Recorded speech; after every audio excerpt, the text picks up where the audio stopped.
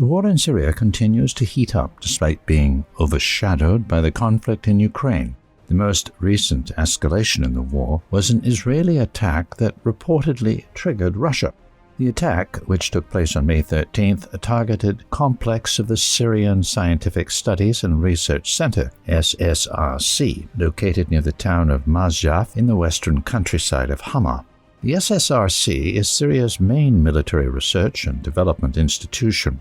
Israeli fighter jets launched the attack from international airspace off the Syrian coast. The jets fired 22 guided missiles during the attack, at least 16 of which were intercepted by Syrian air defenses. A drone, which also took part in the attack, was shot down. The Israeli attack claimed the lives of 3 air defense servicemen and 2 civilian workers of the SSRC. 2 soldiers were also wounded as a result of the attack, along with 5 civilians, including a little girl. In a report on May 16th, Israel's Channel 13 said that Russian forces opened fire on Israeli fighter jets from an S-300 air defense missile system during the attack. According to the report, Syrian S-300 batteries, commanded by the Russian military, opened fire as the Israeli fighter jets were flying on their way back. The report alleged that the S-300 radar did not lock onto the fighter jets and thus did not present a serious threat to them. The report comes amid a deterioration in relations between Israel and Russia. Recently, Israel became more critical of the Russian operation in Ukraine and began providing non-lethal equipment to Kiev forces. The alleged S-300 launch was seen as a Russian signal to Israel that it was changing its policy when it comes to attacks on Syria. The US-led coalition also had its share of escalation in Syria. On May 16th, an indirect fire attack targeted a base of the coalition near the town of El-Shaddadi in the southern countryside of El-Hasaka in the northeastern region. Several projectiles targeted the base, which is located within a large oil and gas field. According to the Syrian Arab news agency, one of the projectiles hit the base's main airfield, while another hit a drone maintenance facility. No casualties were reported as a result of the attack.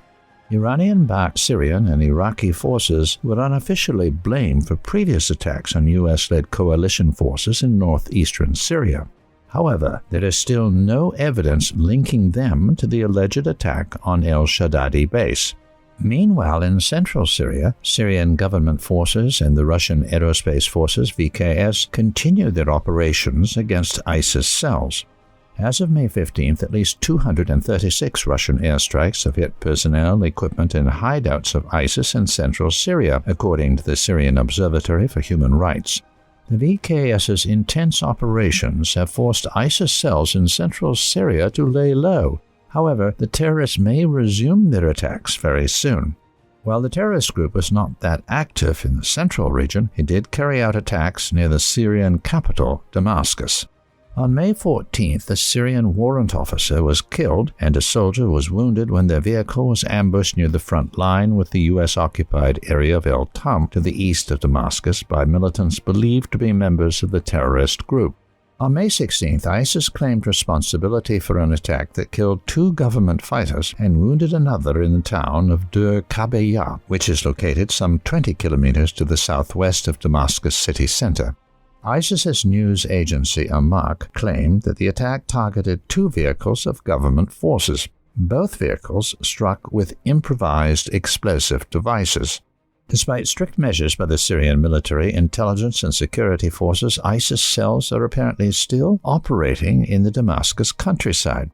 Meanwhile, in the northwestern region of Greater Idlib, the situation remains unstable due to the repeated attacks by al-Qaeda-affiliated Hayat Tahrir al-Sham, HTS, and its Turkish-backed allies.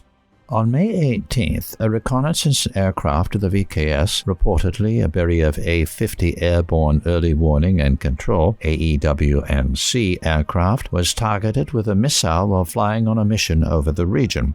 The missile failed to hit the aircraft. While some Syrian opposition activists claimed that the missile was launched from a position of the Turkish armed forces, others said that it was fired by militants from the El Fateh El Mubin operations room, which is led by HTS.